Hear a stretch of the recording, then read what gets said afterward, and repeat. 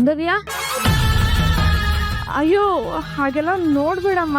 ಸ್ವಾತಿ ಮುತ್ತು ತರ ಇದ್ದು ನಿನ್ ಕಣ್ಣು ಬೆಂಕಿ ಚಂಡ್ ತರ ಕಾಣ್ತಿದೆ. ಇನ್ನು ಎಷ್ಟೊತ್ತು ಅಂತ ಹೀಗೆ ಕುತ್ಕೊಂಡಿರ್ತೀಯ? ಕಾರಲ್ಲಿ ಸೀರೆ ಇದೆ, ತಗೊಂಡ್ ಬರ್ತೀನಿ, ಹಾಕೊಳಮ್ಮ.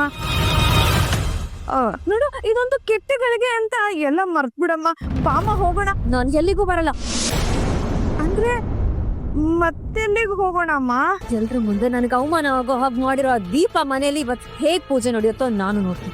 ಅಯ್ಯೋ, ನೀನ್ ಏನ್ ಮಾಡ್ಬೇಕು ಅನ್ಕೊಂಡಿದ್ಯೋ ನನಗೆ ಗೊತ್ತಾಗ್ತಾ ಇಲ್ಲ. ನೀನ್ ಏನ್ ಮಾಡಿದ್ರು ನಾನು ನಿನ್ ಜೊತೆಲೇ ಇರ್ತೀನಿ.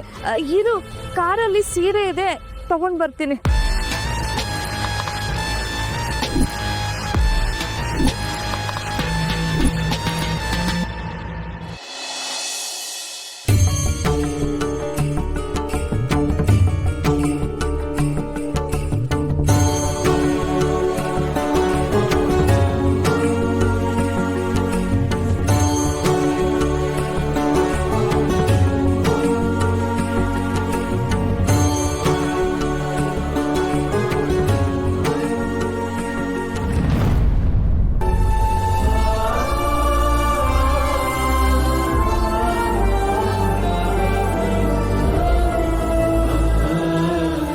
ಡಲ್ ಆಗಿದ್ದೀರಾ?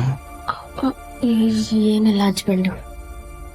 ದೇವಿನ್ ಕರ್ಕೊಂಬರೋವರೆಗೂ ಖುಷಿಯಾಗಿ ಇದ್ರಿ, ದೇವಿನ್ ತಂದು ಕೂರ್ಸೋದ್ಮೇಲೆ ಡಲ್ ಆಗಿಬಿಟ್ರಲ್ಲ, ಈಗ ಏನಾಯ್ತು?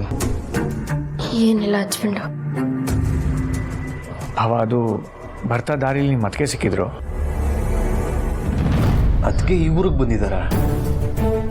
ಹಾಂ ಹೌದು, ಅವ್ರಿಗೆ ಮನೆಗೆ ಬರಕ್ಕೆ ಹೇಳಿದ್ವಿ, ಆದರೆ ಬರಲಿಲ್ಲ. ಅದಕ್ಕೆ ಪುಟ್ಟಿಗೆ ಸ್ವಲ್ಪ ಬೇಜಾರಾಗಿದೆ. ಅದಕ್ಕೆ ಯಾಕೆ ಈ ಊರಿಗೆ ಬಂದು? ಅದಕ್ಕೆ ಊರಲ್ಲಿರೋ ದೇವಸ್ಥಾನಕ್ಕೆ ಬಂದಿದ್ದಾರೆ ಅನ್ಸುತ್ತೆ.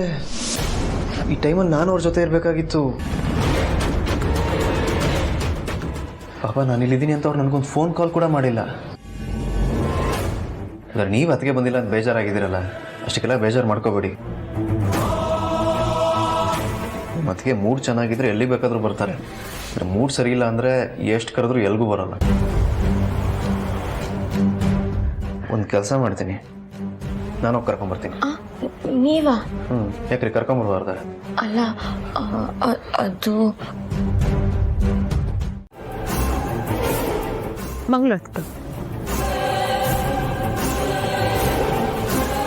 ಸಾರಿ ಅದಕ್ಕೆ, ಪ್ರತಿ ವರ್ಷದಂತೆ ಈ ವರ್ಷನೂ ನಾನು ನಿಮ್ಮ ಜೊತೆ ಇಲ್ಲಿಗೆ ಬರಬೇಕಾಗಿತ್ತು, ಮರ್ತ್ಬಿಟ್ಟೆ. ಪರವಾಗಿಲ್ಲ, ನೋ ಇಶ್ಯೂಸ್. ನನಗೆ ನಿನ್ನನ್ನು ಕಟ್ ಹಾಕೋದಕ್ಕೆ ಇಷ್ಟ ಇಲ್ಲ. ನೀನು ಯಾವಾಗಲೂ ಅಷ್ಟೇ, ನಿನಗೆ ಇಷ್ಟ ಬಂದ ಹಾಗೆ ಫ್ರೀಯಾಗಿರ್ಬೇಕು. ಥ್ಯಾಂಕ್ ಯು ಸೋ ಮಚ್ ಅದಕ್ಕೆ. ಬಟ್ ಇಲ್ಲಿಗೆ ಬರೋಕ್ಕೆ ಮುಂಚೆ ನೀವು ಮನೆಗೆ ಬರ್ಬೋದಾಗಿತ್ತಲ್ಲ.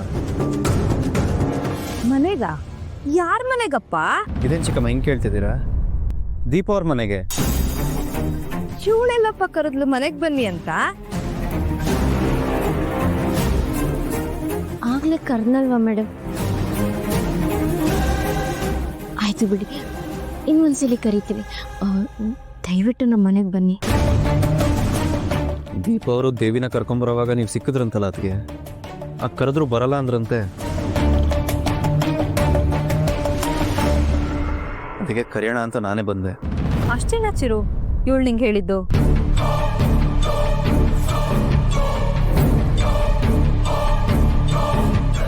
ಅಷ್ಟೇ ಅದಕ್ಕೆ. ಹೇಳಕ್ಕೆ ಇನ್ನೇನಾದ್ರೂ ವಿಷಯ ಇತ್ತಾ? ಬೇರೆ ಇನ್ನೇನು ಇಲ್ವಾ ದೀಪ? ಏನೂ ಇಲ್ಲ ಮೇಡಮ್.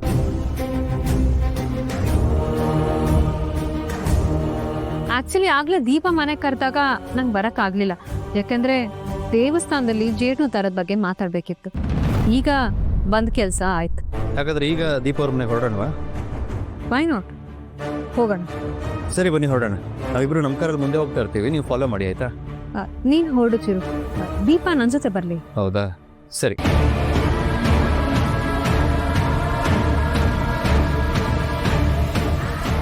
ಮೇಡಮ್, ನನ್ನ ಗಂಡನ ಮಾತಿಗೆ ಬೆಲೆ ಕೊಟ್ಟು ನಮ್ಮ ಮನೆಗೆ ಬರೋದಕ್ಕೆ ತುಂಬ ಥ್ಯಾಂಕ್ಸ್. ನಿಮ್ಗಾಗಿರೋ ಅವಮಾನದಿಂದ ನೀವು ಬರಲ್ಲ ಅಂದ್ಕೊಂಡಿದ್ದೆ. ಆಗಿದ್ದನ್ನೆಲ್ಲ ಇಷ್ಟು ಬೇಗ ಮರ್ತು ಹೋಗೋದೀನಿ ಅಂತ ಅನ್ಕೋಬೇಡ. ಜ್ವಾಲಾಮುಖಿ ಥರ ಅದು ಒಳಗೆ ಕುದಿತಿರುತ್ತೆ. ಯಾವಾಗ ಸಿಡಿಯೋಕ್ಕೋ ಗೊತ್ತಿಲ್ಲ. ನಿನ್ನಿಂದ ಹೀಗಾಯ್ತು ಅಂತ ಚಿರುಗೇನಾದ್ರೂ ಗೊತ್ತಾದ್ರೆ ಅವನು ಏನ್ ಮಾಡ್ತಾನೆ ಅಂತ ನಿನಗೂ ಐಡಿಯಾ ಇಲ್ಲ. ಮೇಡಮ್, ನಾನು ಅವ್ರಿಗೇನು ಹೇಳಿಲ್ಲ. ನೀವು ಅವ್ರಿಗೇನು ಹೇಳ್ಬಿಡಿ ಮೇಡಮ್. ಇವತ್ತಿನ ಘಟನೆ ಬಗ್ಗೆ ಹೇಳ್ದೇ ಇದ್ರು ಇವತ್ತು ನನ್ನ ಜೀವನದಲ್ಲಿ ನನಗೆ ಏನಾಗಿದೆಯೋ ಅದಕ್ಕಿಂತ 10 ಪಟ್ಟು ನೀನು ಅನುಭವಿಸ್ತೀಯ. ನೋಡ್ತಾ ಇರು.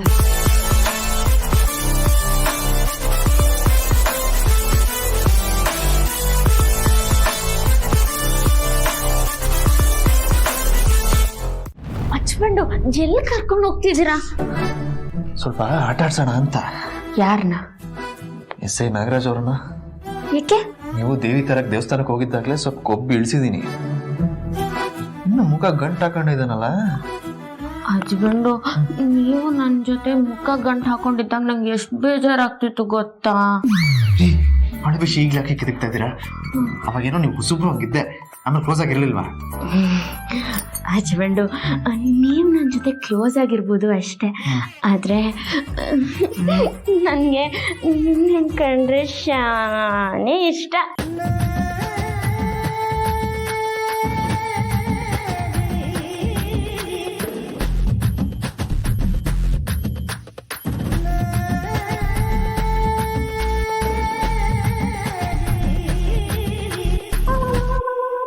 ದೀಪು ಪುಟಿ,